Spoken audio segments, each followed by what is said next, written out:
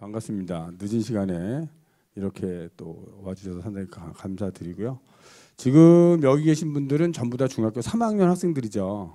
예, 중학교 3학년 입시가 어떻게 진행이 될까라고 하는 고민이 있을 거고요.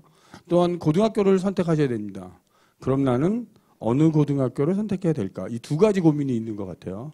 그래서 오늘 저는 예비 고1 학생들을 대상으로 대입 전형이 어떻게 이루어져 있다 이런 것을 말씀을 드릴 것이고요. 그러면 지금 어떻게 준비하는 것이 가장 효율적일까라고 하는 두 가지 문제거든요. 여기에서 고등학교 선택도 좀 고민할 수 있는 그런 강의로 진행을 해보도록 하겠습니다. 그래서 요새 EBS에서는 제가 계열별 학종 대비 방법이라는 강의를 하고 있습니다. 그래서 여기 계시는 학부형 학생 여러분들은 EBS I로 접속을 하시면 수시 논술 탭으로 가시면 돼요. 수시 논술 탭으로 가시면 학생부 종합전형이 나옵니다. 그 학생부 종합전형에서 계열별 대비 방법, 지금 강의했던 심주석 선생님하고 저하고 둘이서 인문자연을 10개 계열로 나눠서 설명하고 있습니다. 그래서 그러한 강의를 보면 좀 더 이씨를 이해하는 데 도움이 되지 않을까 이런 생각을 해봅니다. 자, 오늘 강의는요. 대입 전형이 무엇인지 간략하게 소개를 해드릴 것이고요. 그렇다면 2023 지금 예비 중학교 학생들, 그러니까 지금 중3 학생들의 입시가 2023입니다. 근데 2023에 대한 입시가 따로 발표된 건 없고요. 2022 지금 고등학교 1학년 학생들의 입시와 같이 간다라고 보시면 될 것 같아요. 그래서 2022 입시를 설명을 해드릴 예정이고요. 2023은 큰 변화 없이 같이 갑니다. 다만 2023에 대한 건 11월 달에 발표를 합니다. 그래서 오늘 그 대통령의 그 국회 연설을 보면 정시 확대에 대한 이야기가 지금 오늘 나와서 아마 2023 그러니까 지금 중학교 3학년 학생들의 입시에서는 정시가 조금 늘어나지 않을까 이런 생각도 해봅니다. 자, 그래서 어떻게 지금 준비하는 것이 좋을까라는 세 가지 관점으로 오늘 강의를 진행하도록 하겠습니다. 먼저 대입 전형인데요. 고등학교에 들어오시면 가장 이제 기본적으로 학생이 생각해야 될 것은 교과 활동이죠. 교과 활동. 대학은 어떤 아이를 뽑고 싶냐면 대학 들어와서 공부 잘 할 것 같은 애를 뽑고 싶어 합니다. 대학 들어와서 공부를 잘 할 것 같은 애. 그런 아이는 중학교 때부터 공부를 잘한 아이겠죠.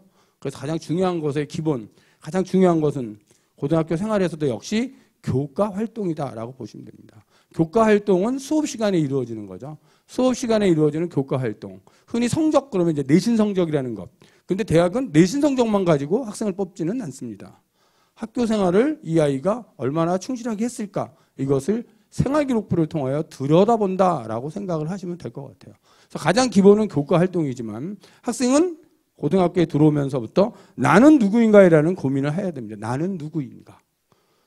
나는 누구인가? 나는 무엇을 잘하고 무엇을 좋아하는가? 이런 부분이죠. 적성과 흥미는 무엇일까? 이 부분에 대한 고민이 이루어져야 되고요.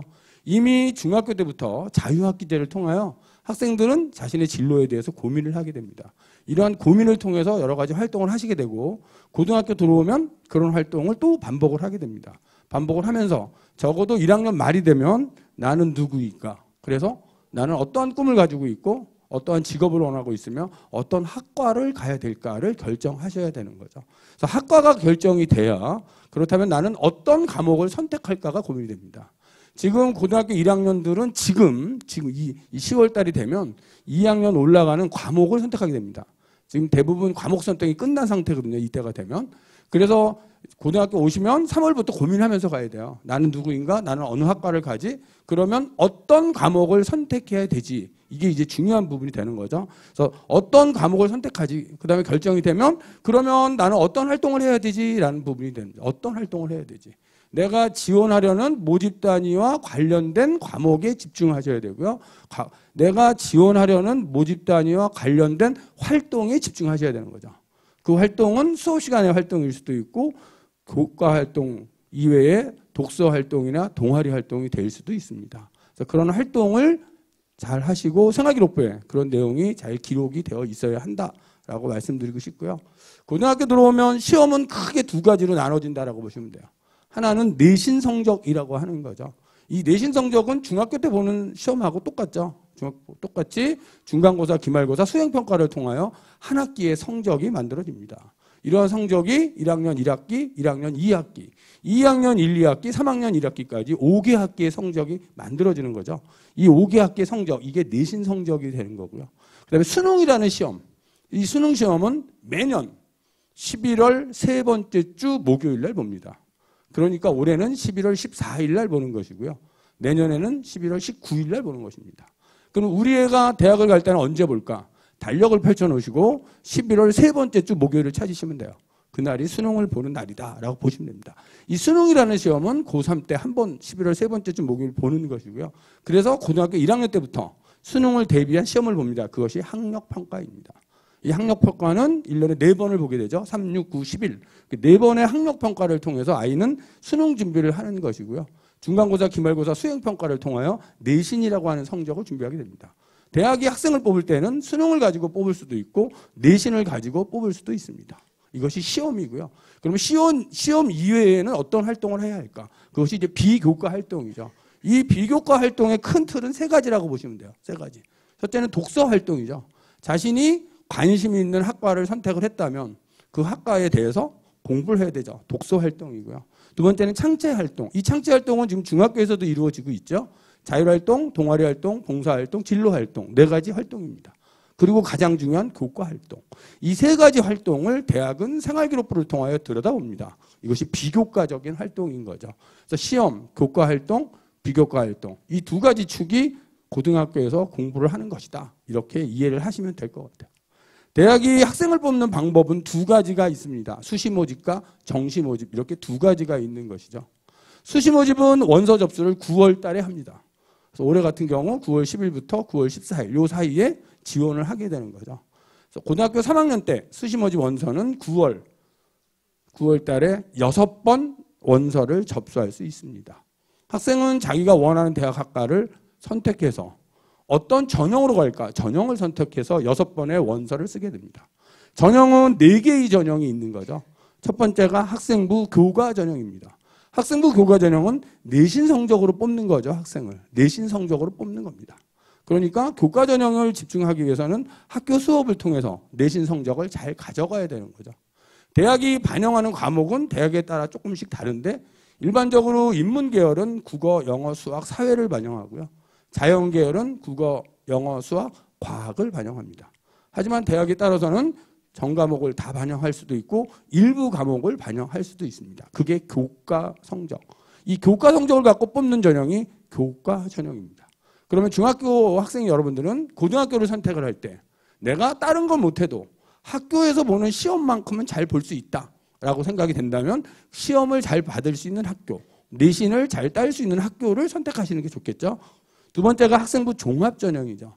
학생부 종합전형은 교과 전형처럼 성적을 기계적으로 반영하는 전형은 아닙니다. 일단 전 과목을 반영을 하기는 하는데요. 자신이 지원하려는 학과에 관계 있는 과목에 가중치를 주는 그런 방식으로 평가를 하게 됩니다. 예를 들어서 인문계열로 간다 그러면 국어, 영어 과목이 중요해집니다. 사회계열로 간다 국어, 사회 과목이 중요해지겠죠. 경영계열, 경영, 경제, 무역, 회계 이쪽으로 간다면 영어하고 수학 과목이 중요하게 됩니다. 저는 이공계로 갈래요. 공대로 갈래요. 그러면 수학하고 과학 과목이 중요해지겠죠. 그래서 지원하려는 학과에 따라서 좀 중요도가 조금 다르고요. 그러한 성적만 평가하는 것이 아니라 이 학생이 학교에서 얼마나 충실히 활동을 했을까를 들여다보게 됩니다. 그것이 학생부 종합전형이죠. 그래서 학생부 종합전형에서 가장 중요한 것은 교과 활동이에요.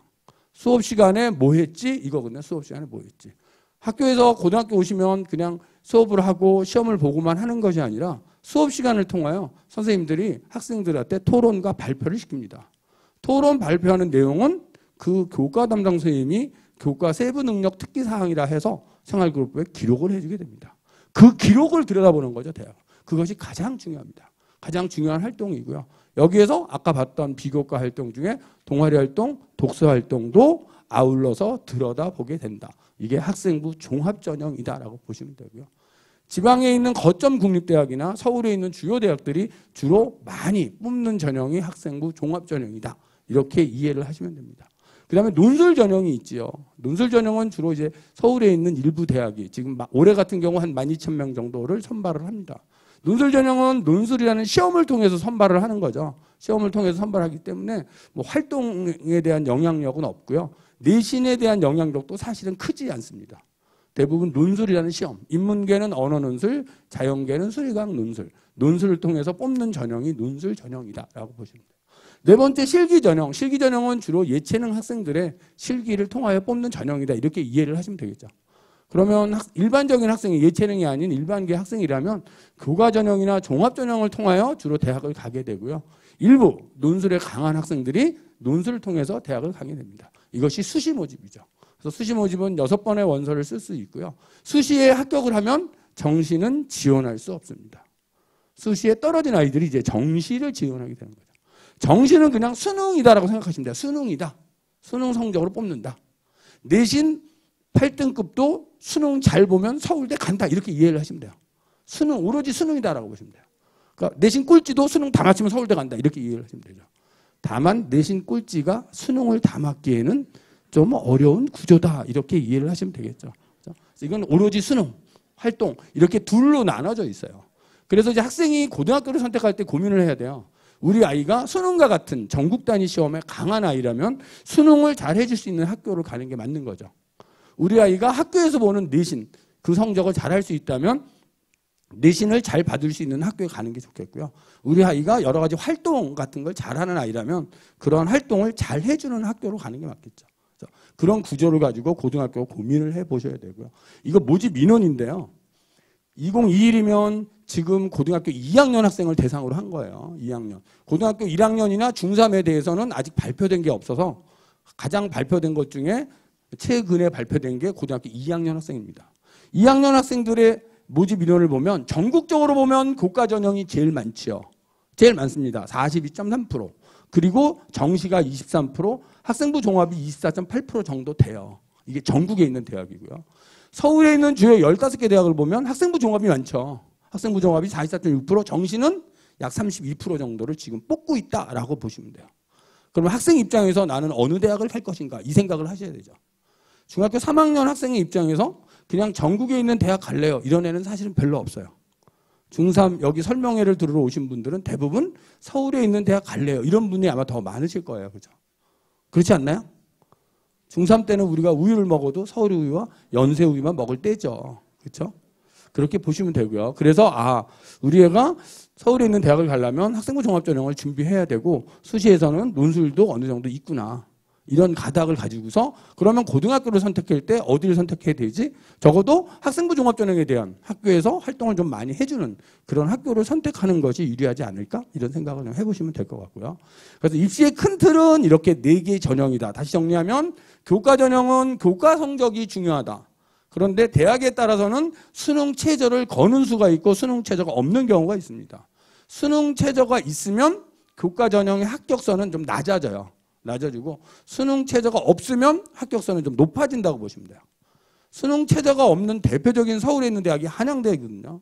한양대 같은 경우 내신을만 갖고 학생을 뽑습니다. 수능 필요 없고요. 활동 필요 없고요.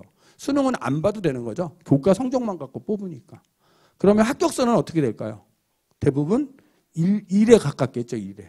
1.2 정도 돼요. 그런 거죠. 그러니까 서울에 있는 그런 상위권 대학들은 거의 1점대다라고 보시면 돼요. 1점대라고 보시면 되고, 그다음에 지방에 있는 대학 중에서도 거점 국립대, 말하자면 전남대 정도 된다면 적어도 2등급대는 돼야 된다라고 보시면 돼요. 그것이 학생부 교과 전형이다. 이렇게 이해를 하시면 되고요. 학생부 종합 전형은 성적을 가지고 뽑는 전형이 아니라 활동을 보는 거죠. 활동. 수업 시간에 무엇을 했지. 그래서 학생부 종합전형을 준비한다는 건 학생이 수업 시간에 적극적으로 참여하고 선생님이 질문하면 대답도 잘하고 과제 내주면 과제도 잘해오고 그런 걸 통해서 자신이 지원하려는 학과 관련된 노력을 보여주셔야 돼요. 이게 학생부 종합전형입니다. 학생부 종합전형은 학교 생활을 충실한 아이를 뽑는 전형이다. 이렇게 이해를 하시면 돼요. 그래서 일반적으로는 지원학과 관련된 성적도 좋고 활동도 많은 애, 그런 애를 뽑는 거죠. 학생부 종합전형에서 싫어하는 애는 어떤 애냐면 성적만 높은 애예요. 내신 성적은 아주 좋은데 활동한 게 아무것도 없어. 그런 애는 싫어해요. 대학이. 학종에서는 안 뽑아요. 내신이 올 1위야. 전교 1등인데 활동한 게 아무것도 없어. 서울대학교 안 뽑아요. 그런 애들. 내신이 낮은 애가 있어요. 내신이 낮아요. 7등급, 8등급 해. 활동을 엄청나게 많이 했어. 그런 애도 싫어해요. 그런 애도 안 뽑아요, 대학이요. 그죠? 얘는 공부는 안 하고 뭐 돌아다니면서 활동만 안 뽑아요. 그죠? 그러니까 적당한 성적과 적당한 활동이 필요한 거죠. 이게 학생부 종합전형이다. 서울에 있는 주요 15개 대학은 내신 성적이 거의 2점대, 2등급대 정도 돼요. 2등급대, 경기도권이 한 3등급대 이렇게 이해를 하시면 되고요. 그 다음에 논술 전형은 그냥 논술이 한 시험을 보는 전형이다라고 보시면 돼요. 인문계는 언어 논술, 자연계는 수학 또는 수학 과학 논술 이렇게 뽑는 거거든요. 그래서 언어 논술은 일반적으로 제시문을 주기 때문에 학생이 제시문을 읽고 분석할 수 있어야 되고 또 자기의 생각을 표현할 수 있어야 되고 이렇게 보시면 되고요. 제가 학교에서 이렇게 근무를 하다 보면 국어나 영어나 국어, 사회, 윤리 이런 거 잘하는 애가 인문 논술 잘해요. 잘하고 자연계는 수리 논술이거든요. 수학 잘하는 애가 잘합니다. 그래서 그것이 논술 전형이고요. 정시는 그냥 수능이다라고 보시면 돼요. 수능이다. 그래서 수능을 잘하는 아이를 뽑는다. 그래서 입시는 수시에서 3개 전형과 정시에서 1개 전형으로 주로 구성되어 있다. 이렇게 보시면 되고요.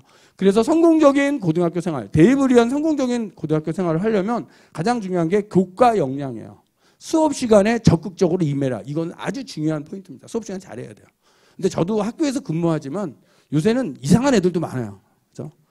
애가 수업 시간에 잠을 자. 그럼 선생님이 깨운단 말이에요. 저 일어나 깨우면 옛날 애들은 좀 미안한 표정을 지어줬어요. 일어나면서. 선생님 저 뒤에 가 서 있어. 그러면 미안한 표정을 지으면서 서 있는 거죠. 그러면 시간이 한 5분쯤 흐르면 선생님도 미안하거든요. 잠이 깼구나 들어와라. 이랬다는 거죠.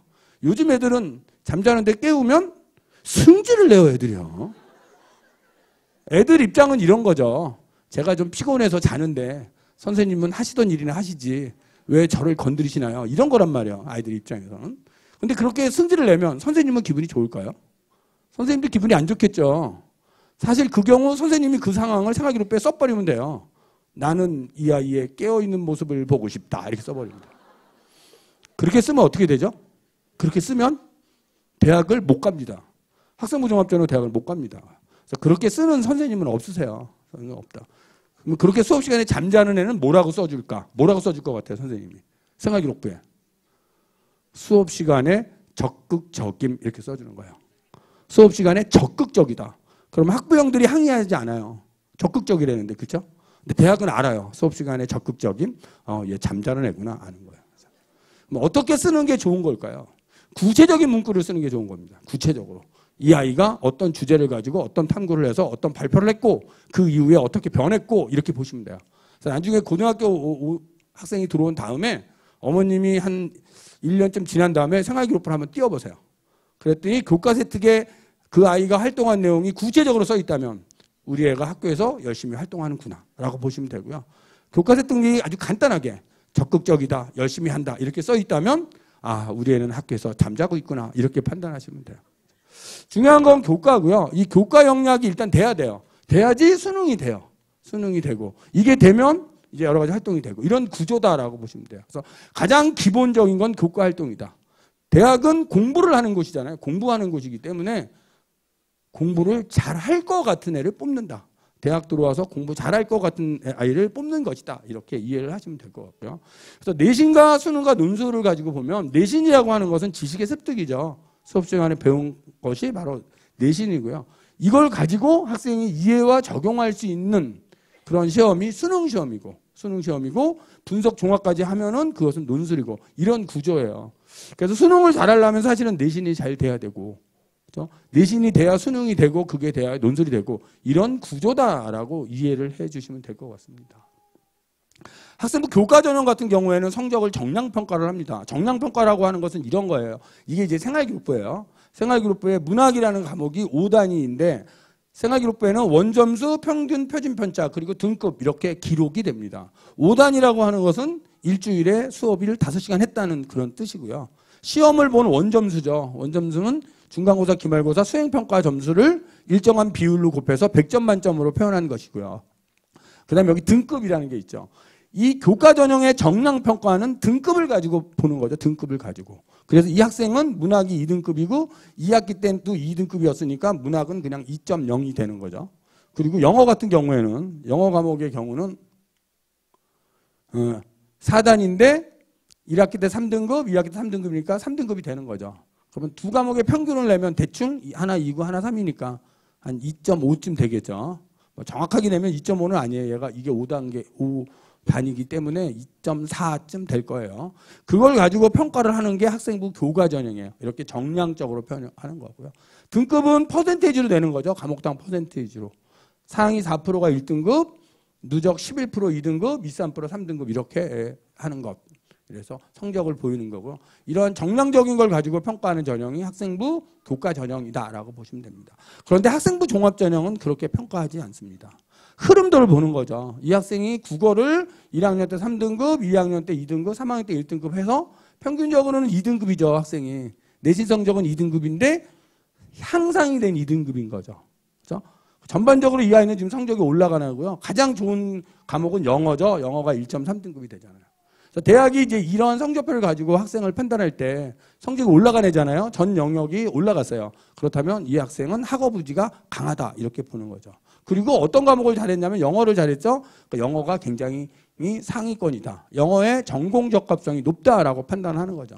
그럼 이 학생은 학과를 쓸 때 영어 관련 학과를 쓰면 대학이 높게 평가를 해주겠죠. 그렇게 보시면 돼요. 또 그래서 성적의 향상도를 가지고 평가하는 전형이 학생부 종합전형이다라고 보시면 되고요.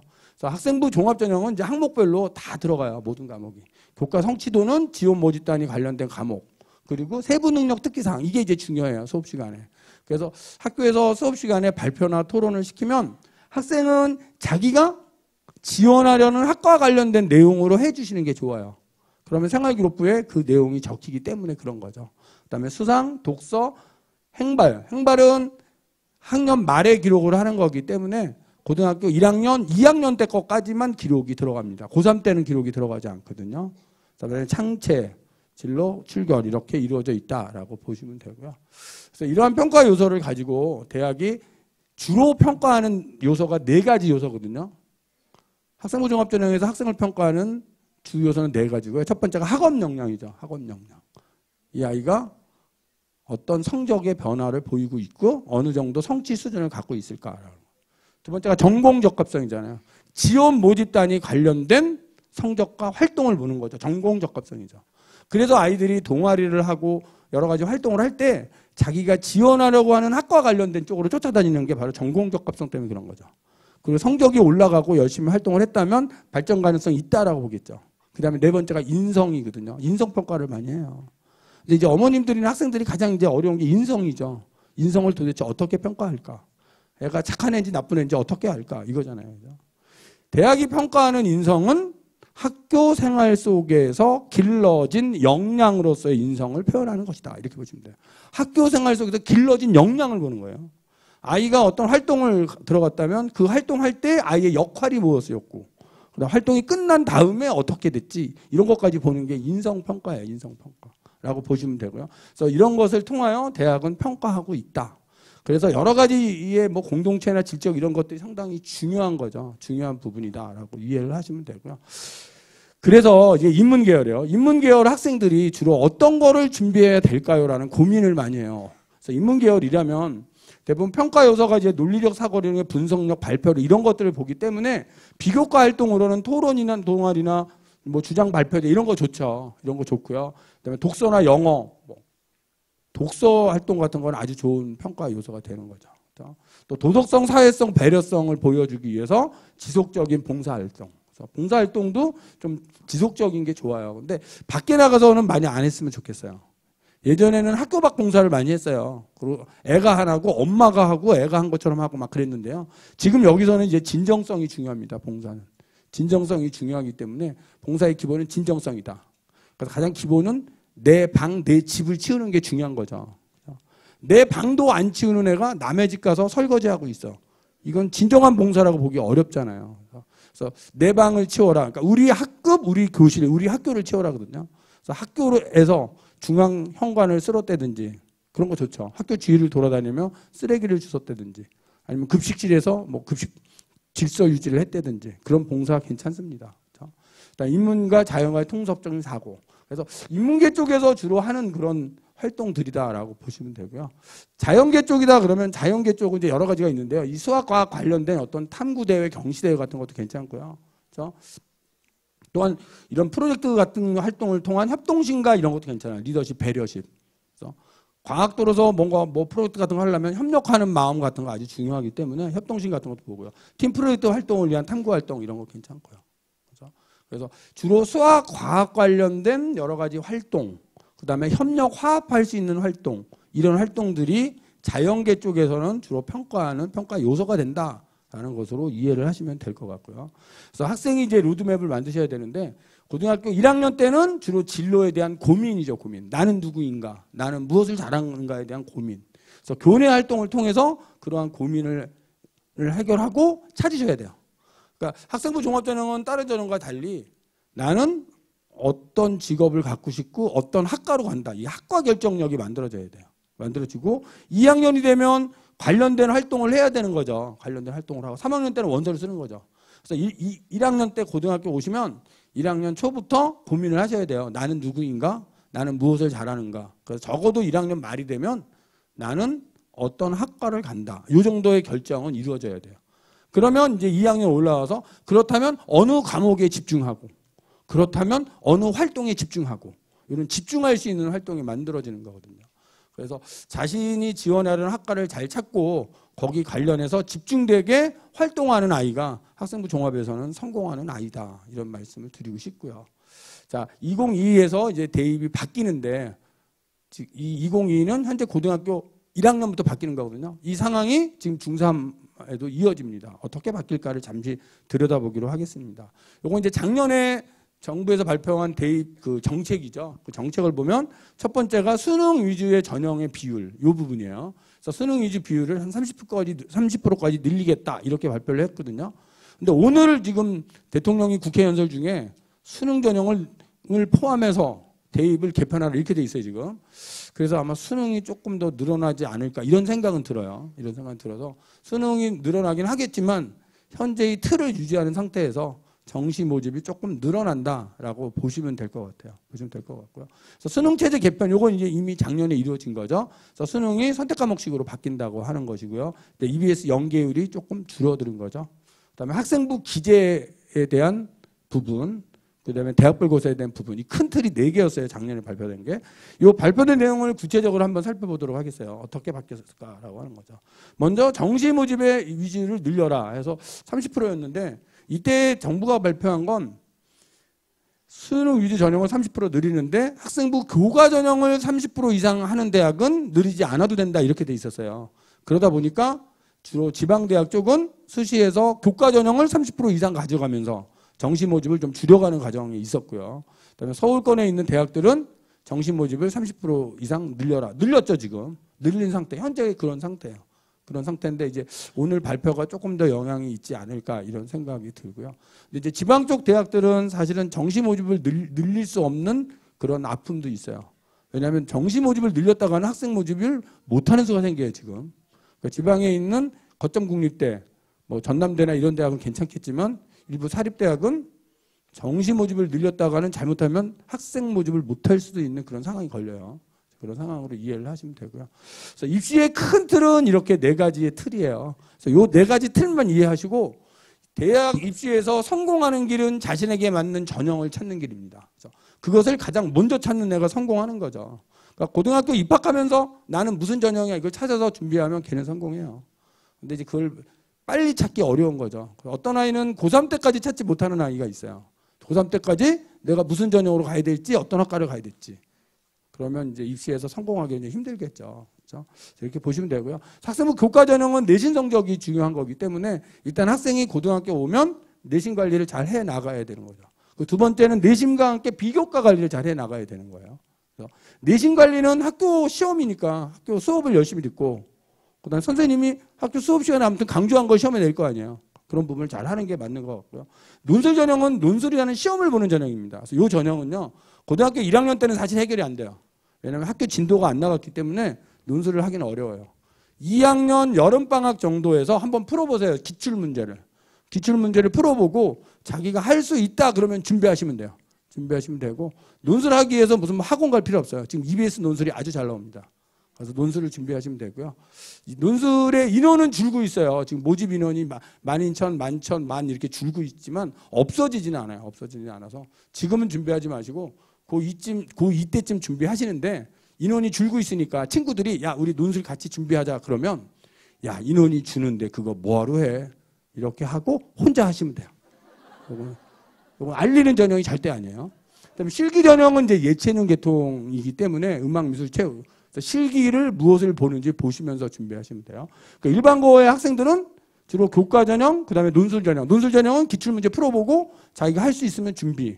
풀어봤는데 도저히 뭐가 뭔지 모르겠다. 그러면 손을 빼시면 되고요. 그다음에 수능. 이건 그냥 정시 모집인 거죠. 수능. 주로 이제 수능을 준비하는 애들은 내신 성적이 썩 좋지 않거나 여러 가지 활동을 잘 못했거나 그랬다면 뒤늦게 또 준비를 하는 아이들도 있어요. 수능 같은 경우는 그런 경우고. 이제 학생부 종합이잖아요. 이 학생부 종합은 자신의 진로를 개척을 해야 되고요. 이런 논술 전형이나 교과 전형 같은 경우는 소문 낼 필요가 없어. 조용히 하시면 돼요. 근데 요거는 소문 내야 돼요. 종합 전형. 뭘 소문 내야 되냐면 자기가 지원하려는 학과를 소문 내야 되는 거예요. 학과를. 자기가 생물학과 간다 그러면 생물학과 갈 거예요를 다 소문 내야 돼요. 중국어학과 간다 그러면 중국어학과 간다는 사실을 소문 내야 돼요. 누구한테?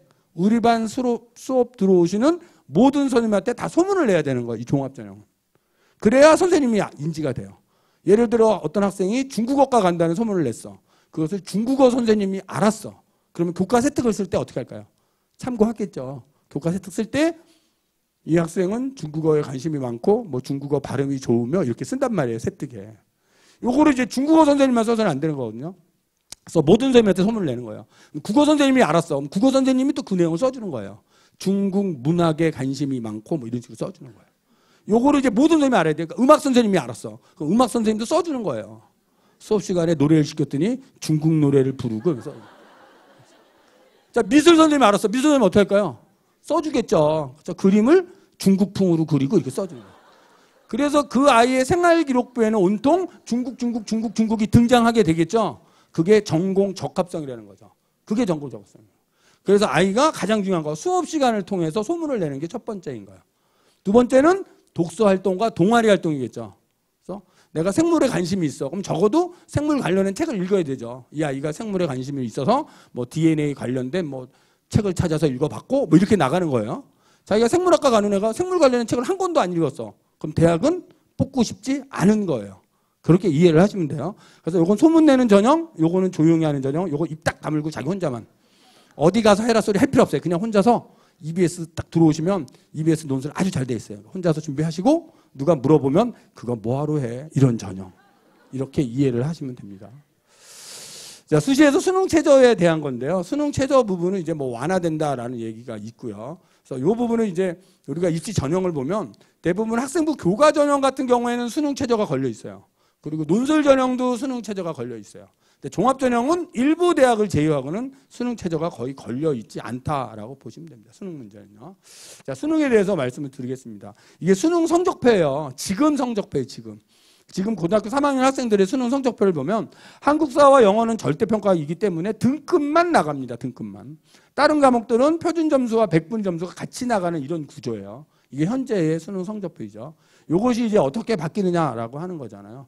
어떻게 선택, 공통 선택으로 바뀌는 거예요. 그래서 이렇게 바뀌는 거죠. 잠깐 보겠어요. 이게 현재 고등학교 2021이니까 2학년이죠. 고3, 고2까지 이렇게. 고2예요. 고2는 이렇게 갑니다. 국어, 수학이 가형, 나형. 가형은 이과형 수학. 나형은 문과형 수학이죠. 그다음에 영어, 한국사가 왜 노란색이냐면 절대평가라고 보시면 되고요. 탐구 영역에서 문과는 사회에서 2과목, 자연은 과학에서 2과목. 이게 이제 고2까지. 근데 고1하고 지금 중3은 이렇게 바뀌는 거죠. 공통 선택. 공통은 한 75%, 선택 25% 이렇게 나오는 거예요. 그래서 국어에서 독서 문학은 공통이고 화법과 작문, 언어 매체 둘 중에 하나 선택 이렇게 되어 있어요. 그럼 이제 수능이라고 하는 시험은 사실은 내가 잘한다고 점수가 높아지지 않아요. 내가 어떤 과목을 선택했을까? 내가 어떤 집단에 들어가 있을까가 상당히 중요해요, 여기서. 그러니까 공부를 잘 못하는 집단에 내가 들어가 있으면 내 성적이 올라가는 거고요. 공부 잘하는 집단에 들어가 있으면 내가 등을 받치고 있는 거예요. 그런 구조예요, 그런 구조. 그래서 이제 이런 부분에서는 주로 어떤 걸 선택하는 것이 유리할까? 이거거든요. 근데 지금은 알 수가 없어요. 이제 내년이 되면 지금 고1 학생들이 선택을 하면서 모의고사를 보겠죠. 그래서 모의고사 성적을 가지고 추출을 할 수 있고요. 그다음에 그 학생들이 수능을 보고 수능의 결과가 나올 거예요. 그걸 보면서 선택할 수 있어요. 그러니까 지금 중3 아이들은 하나 위인 고1 아이들이 먼저 시험을 보기 때문에 그 결과를 지켜보셔야 돼요. 지금 상황이 그런 상황이고요. 수학 같은 경우에 수 1, 2는 공통이고 문이과 관계없이 화통, 미적, 기하, 벡터 셋 중에 하나를 선택하라 이렇게 돼 있단 말이에요. 지금요. 그러면 문과 학생들은 당연히 뭘 선택할까요? 확률과 통계를 선택하겠죠. 쉬우니까. 그죠? 이과 학생들은 뭘 선택할까요? 그들도 확률과 통계를 선택하고 싶겠죠. 그죠? 쉬우니까. 선택하셔도 돼요. 그런데 서울에 있는 주요 대학이 발표를 했죠. 우리 대학을 오려면 미적분, 기하, 벡터 중 하나를 필선택해야 된다. 이 필선택 대학 지금 발표를 한 거예요. 그래서 필선택 대학이 다 발표는 지금 돼 있지 않은 상태이고요. 8월 달에 보니까 주요 서울에 한 11개 대학이 이미 발표를 했고 현재 이런 추세로 간다면 죽어도 서울의 주요 한 15개 대학 정도는 필선택으로 가지 않을까 이렇게 봅니다. 그래서 고등학교 올라와서 과목을 선택할 때 자연계 쪽으로 가는데 서울에 있는 상위권 대학을 가고 싶다 그러면 미적 기하 중에서 선택을 하셔야 되는 거죠. 그런 구조예요. 교육과정의 선택과 수능의 선택은 조금 다릅니다. 교육과정에서 과목을 선택할 때는 자신이 지원하려는 학과 관련된 과목을 선택해서 학교 수업을 들어야 돼요. 그건요. 안 들으면 학종에서는 불이익을 당할 수도 있어요. 수능에서의 선택은 자신의 진로와 관계가 없어요. 점수가 잘 나오는 과목을 선택하시면 돼요. 수능에서는. 그런데 서울에 있는 주요 대학이 수학은 미적, 기하 중 하나를 필선택 이렇게 되어 있기 때문에 둘 중에 하나를 선택하셔야 되는 거죠. 어떤 걸 선택해야 될지요. 요건 지켜보셔야 돼요. 누구를? 바로 한 학년 위에 현재 고1을 지켜보시면 될 것 같고요. 그 다음에 탐구도 마찬가지예요. 사회, 과학 관계없이 아무거나 2개 이렇게 돼 있어요. 인문계 아이들은 사회 2개를 선택할 거고요. 자연계 아이들도 사회 2개를 선택하거나 사회 하나, 과학 하나 뭐 이렇게 선택하고 싶은 아이들도 있을 거예요. 그렇죠? 하지만 역시 마찬가지로 서울에 있는 주요 대학이 자연계는 과학 중에서 2개를 필선택해라 라고 지금 11개 대학이 발표하는 상태에 있는 거예요. 그래서 이 추이를 조금 지켜보셔야 되는데 서울에 있는 상위권 그러니까 서울대나 연대나 고대나 이런 상위권 대학들은 수학은 미적, 기하 중 하나, 탐구는 과학 중에서 2개 이렇게 갈 것이다 라고 하는 예측입니다. 그러니까 그걸 보시면서 준비를 하시면 될 것 같고요. 직업탐구는 특성화과입니다. 그렇죠? 이런 식으로 선택을 하고 있고 제외국어 한문은 서울대 가는 애는 현재 상태에서 반드시 선택하는 과목이고요. 뭐 자연계는 뭐 신경을 안 쓰셔도 되는 그런 과목이다라고 보시면 됩니다. 제외국어 한문 이런 과목이거든요. 이런 과목에서 이제 한 과목을 선택하게 되는데 현재는 서울에 있는 대학 중에 인문계 쪽에서 사탐 한 과목으로 대체를 해주거든요. 현재. 그래서 아이가 사탐 2개를 보고 제외국어 한문을 시험을 봐서 잘 나오면 써먹고 안 나오면 버리고 현재는 이런 구조입니다. 앞으로도 그런 구조는 계속 갈 텐데 평가 방법이 달라져요. 지금 고1부터는. 이게 상대평가에서 절대평가로 바뀌거든요. 절대평가로 바뀌면서 현재 중3한테는 큰 매력이 있는 과목은 아닌 것 같아요. 과목이. 그래서 전반적으로 다른 과목은 상대평가하고 영어, 한국사는 절대평가인데 제외국어 한문도 절대평가를 가겠다라는 거죠. 여기서 크게 달라진 건 제외국어 한문이 절대평가로 바뀌었다라는 겁니다. 왜 바뀌었냐면요. 원인은 하나예요. 아랍어 때문에 그렇게 된 거예요. 아랍어 때문에. 예, 다른 과목들은 뭐 불어나 독어나 이런 건 한 1200명 정도가 시험을 보는데 아랍어가 지금 47,000명 정도가 시험을 보거든요. 근데 아랍어를 가르치는 학교가 전국에서 3개밖에 없어요. 외고 3개예요. 아이들이 배우지도 않고 아랍어를 선택을 하는 거예요. 그 이유는 너도 안 배우고 나도 안 배우고 우리 가서 찍자? 이 찍으러 오는 거거든요. 그래서 이제 그런 모순 때문에 이게 절대평가로 바뀝니다. 언제부터? 고1부터. 그래서 찍어서 맞추는 이제 시대는 흘렀다, 지나갔다 이렇게 생각을 하시면 될 것 같고요. 연계율이죠. 연계율이 70에서 50%를 준다라고 하는 겁니다. 지금 고등학교 3학년 교실에서는 EBS 교재를 갖고 거의 수업을 합니다. 연계율이 70%였으니까. 그런데 고1부터는 50%를 준다는 거죠. 그럼 학생의 입장에서는 뭐가 달라질까? 학생의 입장은 달라진 게 없어요, 사실은요. 이 연계율은 그냥 이렇게 생각하시면 돼요. 지문이 국어에서 10개의 지문이 나오는데 연계율이 70%라고 하는 것은 10개 중에 7개가 EBS 교재에서 나온다라고 이해를 하시면 되죠. 근데 이것이 50%로 바뀐다. 그러면 연계 지문이 5개이고 그것도 간접 연계로 바뀐다. 약간은 축소된다는 거는 맞아요. 축소는 맞지만 아이의 입장에서 보면 어떤 게 나올지 모르잖아요. 그러니까 50%가 됐든 70%가 됐든 그냥 할 수밖에 없는 구조다. 이런 구조겠죠. 그럼 어떤 책에서 나올까? 책은 2권입니다. 수능 완성, 수능 특강 2권이야. 그래서 수능 완성과 수능 특강 이 2권이 수능 연계 과목이고 과목 교재다라고 보시면 돼요. 근데 이제 과목당 2권인 거죠. 과목당 2권이기 때문에 학생 입장에서는 사실은 부담이 되긴 해요. 과목당 다 2권이니까. 그래서 이렇게 알아두시면 되고요. 자, 학생부 종합전형의 공정성 부분에서 좀 바뀐다. 뭐가 바뀌느냐? 학생부 기재가 바뀌고요. 선발 투명성 부분이 바뀌고요. 그 다음에 정보 격차 해소를 위하여 전형을 표준화시키고 대입정보 포털 어디가라고 하는 그 사이트를 보여주고 이런 게 좀 바뀐다는 거거든요. 잠깐 볼게요. 그래서 기재 내용에서 이제 여러 가지가 바뀌는데 이 부분을 보시면 될 것 같아요. 크게 바뀌는 게 뭐냐? 인적, 학적 통합된다는 거죠. 요건 큰 문제 없고요. 그 다음에 출결이죠. 출결에서는 용어만 바뀌는 거죠. 용어만. 그러니까 무단이라고 하는 게 미인정으로 바뀐다. 이렇게 용어만 바뀌는 거예요. 그래서 왜 무단이라는 용어가 미인정으로 바뀔까? 무단이라는 말이 이제 일본식 한자어거든요. 그걸 여지껏 썼던 거죠. 그래서 이게 일본식 한자어는 우리식으로 바꿔야 된다. 그래서 우리나라식으로 바꿨더니 불법이라는 말이에요. 그럼 넌 불법 결석, 불법 지각 그래야 되는데 어감이 안 좋잖아요. 그래서 이제 미인정 이렇게 바뀌었다. 어감 때문에 바뀐 거니까 큰 문제 없고요. 수상 경력이죠. 요건 이제 횟수가 제한이 됩니다. 지금 고등학교 1학년부터는 한 학기 하나만 가는 거죠, 상이. 지금 고3은 어떤 아이가 1학년 때, 1학년 1학기 때 상을 10개를 받았어요. 그리고 그 이후에 하나도 못 받았다면 지금은 상이 몇 개가 가죠? 10개가 가는 거예요. 근데 고1부터는 한 학기 하나니까 1학년 1학기 때 10개를 받고 그 뒤에 하나도 못 받았다면 몇 개가 가죠? 하나가 가는 거예요. 그래서 이제 학생 입장에서는 조금 부담스러워지기도 했어요, 사실은. 한 학기에 적어도 하나 정도는 상을 받아야 된다. 그런 입장이잖아요. 그래서 학생 입장에서는 어떻게 해야 되냐면 고등학교 오시면 일단 상을 받을 수 있는 대로 다 받으셔야 돼요. 기록은 다 되는 거예요, 생활기록부에. 그 대신 대학 갈 때 자기가 선택하는 거예요. 자기가 1학년 1학기에 자기가 받은 상 중 이거 선택할 거야. 1학년 2학기는 이거 선택할 거야. 이렇게 선택을 하는 거예요. 그럼 그 선택한 상만 대학이 볼 수 있게끔 그렇게 바뀐다라고 하는 것입니다. 그래서 일단은 학교 생활 하시면서 수상에 좀 신경 쓰시고 상을 많이 받을 수 있도록 해 주시고 그 뒤에 이제 대학 갈 때는 유불리를 따지면서 선택하면 돼요, 아이가.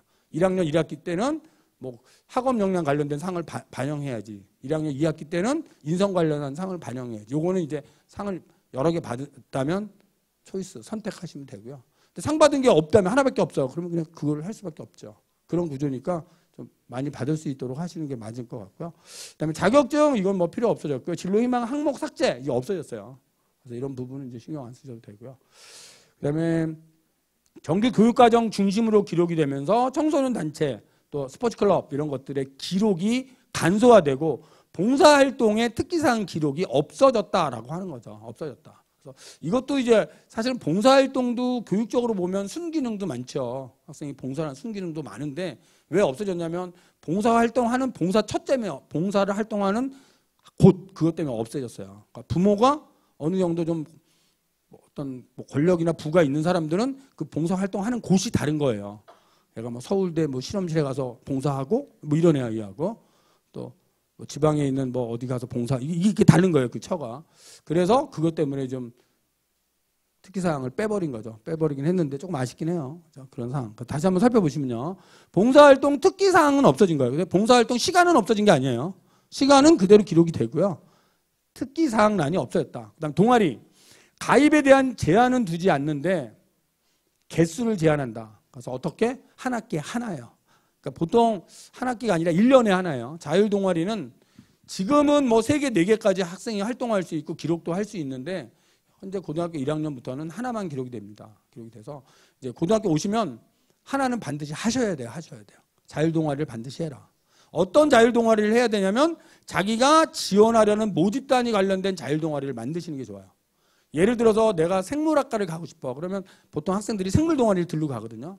생물동아리, 교육과정상의 동아리가 있어요. 생물동아리를 가입하러 갔는데 밀려서 떨어지는 경우가 있어요, 아이가. 생물동아리를 가입하러 갔는데 떨어져갖고 배드민턴 동아리를 갔어. 그럼 선생님 이거 어떡하죠? 배드민턴 동아리도 나름 유용합니다. 그러니까 배드민턴 동아리에서는 무엇이 평가될 수 있냐면 단체 활동을 통해서 리더십이나 협력, 배려 이런 걸 볼 수 있어요. 대학이 배드민턴 동아리를 통하여 그 아이의 리더십, 팔로우십, 또 배려 나누는 협력을 봐요. 그러니까 그 동아리는 열심히 하시면 되고, 다만 배드민턴 동아리에서 그 아이의 생물 관련 적성을 볼 수는 없잖아요. 그러니까 아이가 생물 동아리를 자율 동아리로 만드는 거예요. 그렇게 만드시면 되고, 학생들이 만드는 거에 들어가셔서 보통 한 5명 정도 짜서 지도교사 위촉하면 자율 동아리가 만들어집니다. 그래서 주의할 건 자율 동아리 명칭을 알기 쉽게 만드시는 게 좋아요.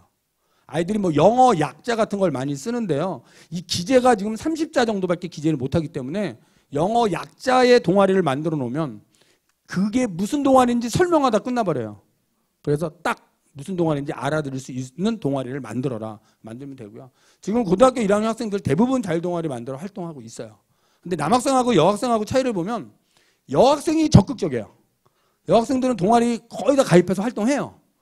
남학생들은 관심이 없어요. 어떻게 잘 관심이 없어요. 그래서 남학생들도 오늘 설명을 들었으면 적어도 고등학교 가시면 자율동아리를 만들어라. 어떤 동아리를? 자기가 관심 있는 동아리. 자기가 생물학과도 가고 싶고 화학과도 가고 싶어. 그런데 본 동아리에 생물학과 들어갔으면 자율동아리에서는 화학동아리 만드시면 돼요. 그래서 경영학과 가고 싶어서 경영동아리를 만들려고 했는데 학교에 없어요. 그러면 그냥 수학이나 영어 동아리 하시고 경영동아리를 자기가 만들면 돼요. 그것이 자율동아리다. 이렇게 알아두시면 되고요. 소논문 뭐 이런 건 다 없어졌고요. 그다음 방과후 활동, 이제 수강 내용이 미기재, 기록되지 않는다. 뭐 이 정도가 바뀐 상황이다라고 보시면 되고요. 생활기록부상에 크게 바뀐 건 기재 분량이 감축이 된 거죠. 글자 수가 줄은 거죠. 그래서 글자 수가 줄은 건 학생이 고민할 부분은 아니에요.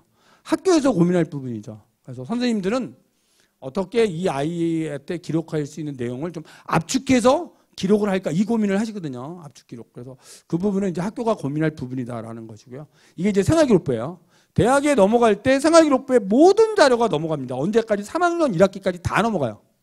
수시모집은 3학년 1학기까지 평가하기 때문에 생기부는 다 넘어간다. 다만 종합의견은 2학년 때까지가 끝이다. 이런 얘기죠. 그래서 이 얘기를 왜 말씀드리냐면 다른 항목은 조금 미흡하면 3학년 1학기 때 보완할 수 있잖아요. 근데 종합의견은 2학년이 끝이기 때문에 보완할 기회가 없어요. 그래서 이건 학년 말에 기록하고 담임선생님이 기록을 하는 것입니다. 그러니까 학생이 자신의 적성이나 자신의 진로 이런 것들을 담임선생님한테 잘 말씀을 드리고 2학년 말에 잘 기록이 돼서 수정 사항이 나오지 않도록 그렇게 하시면 되겠다. 보통 이제 이런 생활기록부를 기록을 하시고 학년 말이 되면 프린트를 해서 담임선생님이 학생한테 열람을 시켜요. 그리고 혹시 누락된 게 있으면 얘기를 해라 라고 열람을 시키거든요. 그러면 여학생들은 적극적으로 찾아와요. 생활기록부 들고. 선생님 제가 이 활동을 했는데 이게 빠졌어요. 막 이거 넣어주세요. 막 이렇게 적극적으로 해요. 근데 남학생들은 생활기록부를 보고 뭐가 빠졌는지 안 빠졌는지 잘 몰라요. 아이들이. 자기가 뭘 했는지도 몰라요. 애들이. 좀 관심을 가지세요. 여기 오신 남학생들은 관심을 가지시고 생활기록부 열람할 때 뭐가 누락됐는지 잘 보셔야 돼요. 생활기록부는 해가 바뀌면 수정이 안 됩니다. 이거. 수정이 안 되고 오탈자도 고정을 할 수 없어요. 해가 바뀌면 그냥 끝이에요. 그렇기 때문에 학년 말에 확인을 시킨단 말이에요. 선생님이 뭐 누락된 거 있는지 오탈자 있는지 확인시킬 때 잘 확인을 하시기 바랍니다. 그 말씀 드리고 싶고요.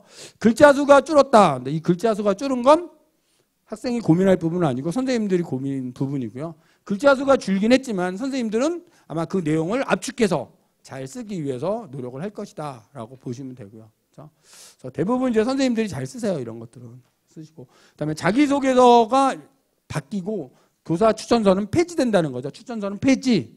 이건 고1부터 폐지됩니다. 폐지되고요. 자기소개서는 어떻게 바뀌냐면 항목이 주는 거죠. 현재 고3, 고2까지는 4개의 항목이 있어요. 그런데 지금 고1부터는 항목이 주는 거죠. 3개를 준다. 1번과 2번이 합쳐진다라고 보시면 돼요. 글자 수가 준다라고.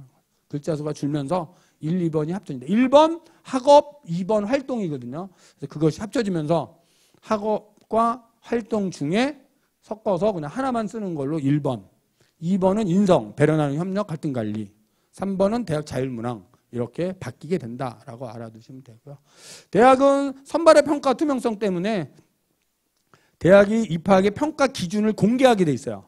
공개해서 매년 대입이 끝나면 대학은 대학 알림위에 자기 대학에 입학한 아이들을 공개하게 돼 있습니다. 뭐 인적사항을 공개하는 게 아니고요. 시도별 어느 시도에서 몇 명이 됐고, 그다음에 학교 유형별 일반고인지 특성화고인지 특목고인지 그런 것들을 대학이 투명하게 공개하겠다라고 하는 부분이고요. 그리고 이제 회피 제적 시스템 이런 것들은 이제 입학 관련된 그런 업무에서 자녀가 수험생이면 제외시킨다라고 하는 그런 부분으로 바뀌었고요. 그다음에 대입정보 포털 어디가의 기능을 강화하겠다라고 하는 거죠. 그래서 입시에 대해서 궁금한 게 있다 그러면 요 어디가를 찾아보시면 돼요. 어디가를 꼭 기억해 주세요. 어디가. 다음이나 네이버에 들어가셔서 어디가라고 치시면 돼요. 어디가라고 치시면 두 개가 떠요. 하나는 아빠 어디가, 또 하나는 대학 어디가. 이 두 개가 뜹니다. 둘 중에 뭐죠? 대학 어디가죠. 대학 어디가를 보시면 돼요. 이 어디가를 보시면 진로 정보, 전형 정보, 대학 입학 정보, 그다음에 상담 이런 구조로 되어 있거든요. 그래서 학생이 자신의 진로도 검색해 볼 수 있고, 그다음에 자신의 성적을 입력하고 대학을 클릭하면 지원하려는 대학의 합격성과 자기 성적을 비교해 주는 기능도 있어요.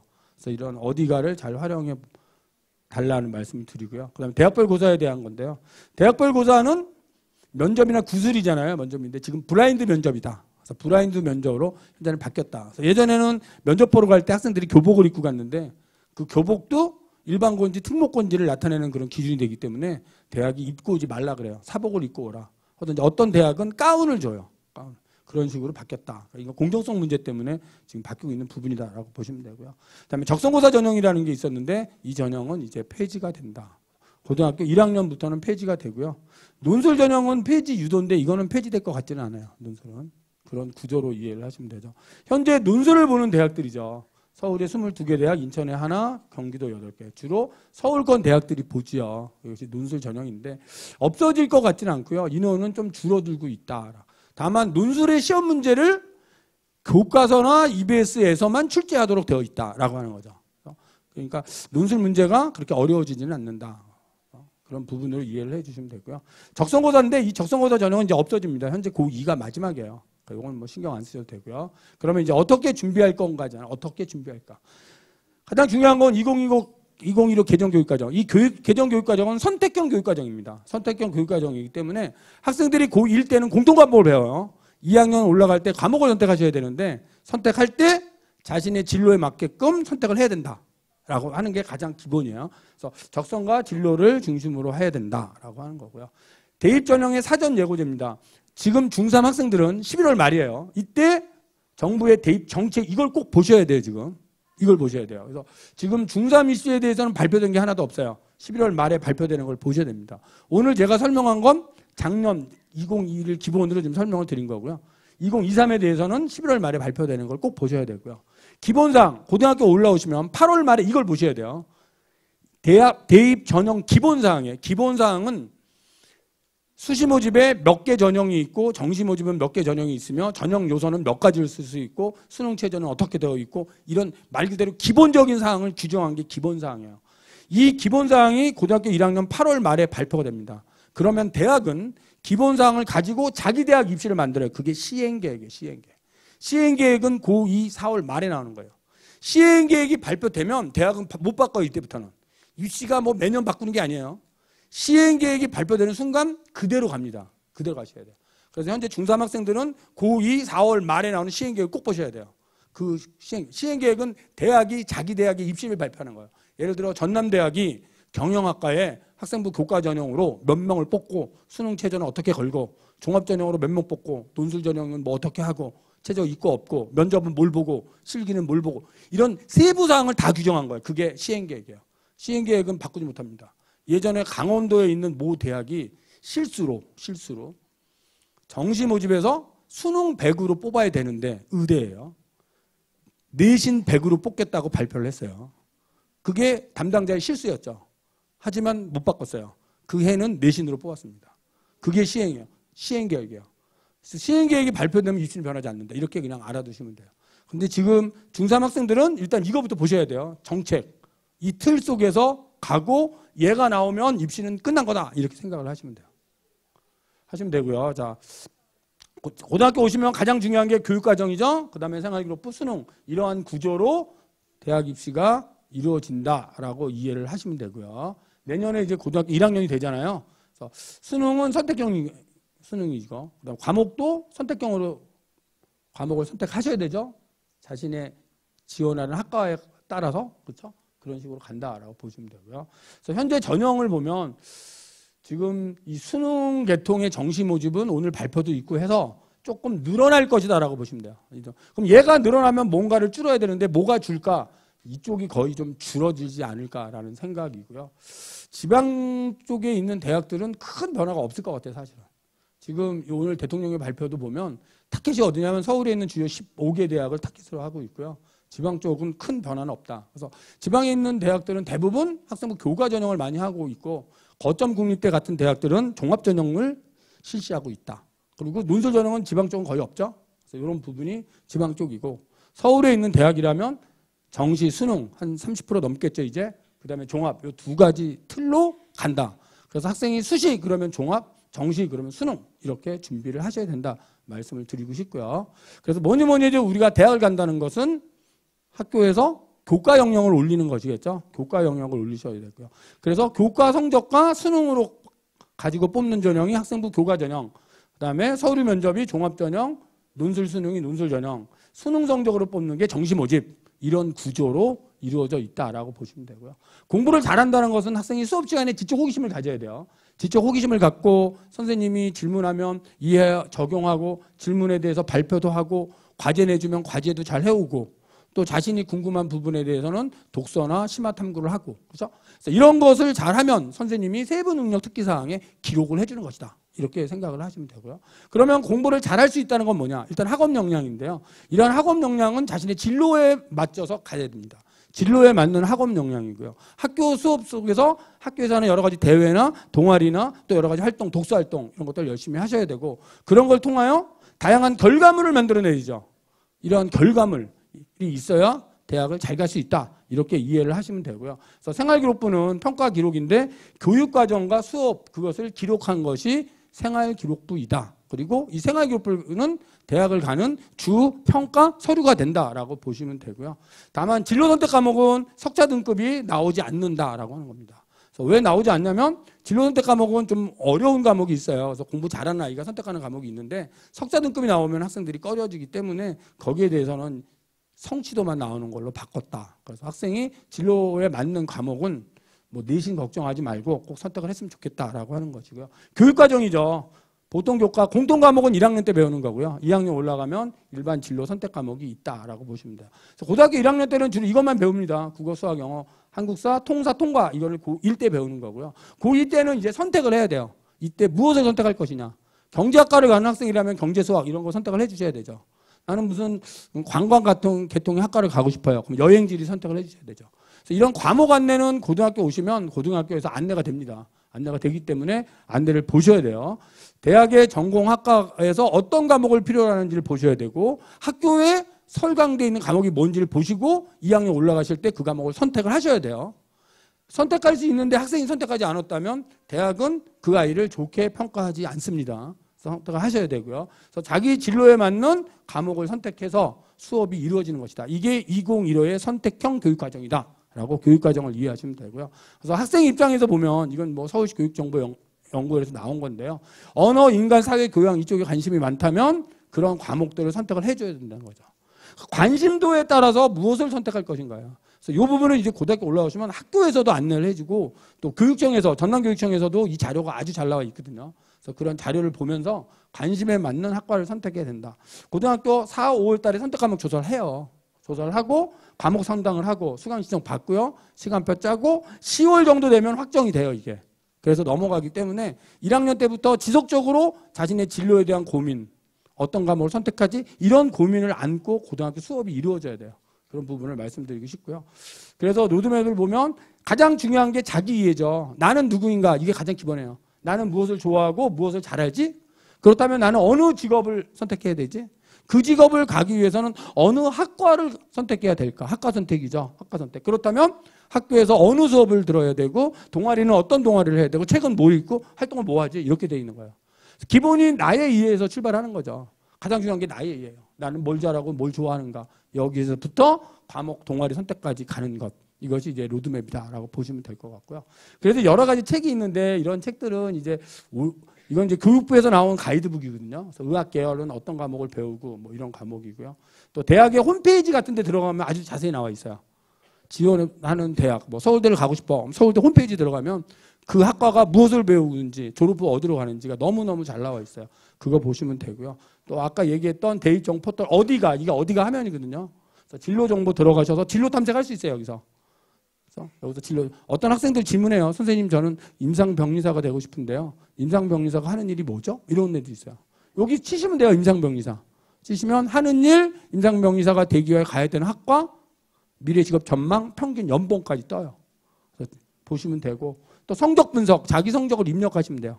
입력하시고, 예를 들어 전남대 찍고 경영학과 찍으면 전남대 경영학과의 합격선, 그리고 내 성적 보여줘요. 비교하면서 가능성 있는지 없는지 볼 수 있고요. 이런 부분이 있고요. 그 다음에 EBS, 아까 제가 말씀드린 게 이거죠. EBS 화면에 들어오셔서 수시 논술 탭으로 가서 학생부 종합전형으로 가면 학종으로 대학 가자. 계열별 학생 준비 방법. 이것이 이제 저하고 아까 심지어 선생님이 같이 강의하는 거거든요. 이게 이제 강좌가 10개인데 10개를 다 뭐 들으실 필요는 없고요. 관심 있는 거 하나만 들어주시고, 들은 다음에 궁금하다 그러면 수강 후기에 써주세요. 수강 후기에. 선생님 이게 궁금해요. 그러면 댓글로 답변을 해드리도록 하겠습니다. 그래서 EBS에는 이제 이런 콘텐츠가 많습니다. 많이 있고요. 그래서 입시나 아니면 뭐 공부 방법 이런 게 궁금하시면 EBS 홈페이지에 들어오셔갖고 질문자 상담글 작성하시면 답변 선생님을 배정해서 18시간 이내에 답변을 달아드리고 문자로 알림이 나갑니다. 나가기 때문에 EBS를 많이 활용해서 또 자신이 궁금한 점에 대한 궁금증도 풀 수 있다. 이런 말씀을 드리고요. 아무튼 오늘 설명회를 이렇게 진행을 했는데요. 남은 기간 잘 준비하시고 특히 고등학교 선택부터 어디를 학교를 갈 것인지 잘 선택을 하셔서 대학 입시에서도 좋은 성적, 좋은 결과 있기 바라면서 강의 마치도록 하겠습니다. 감사합니다.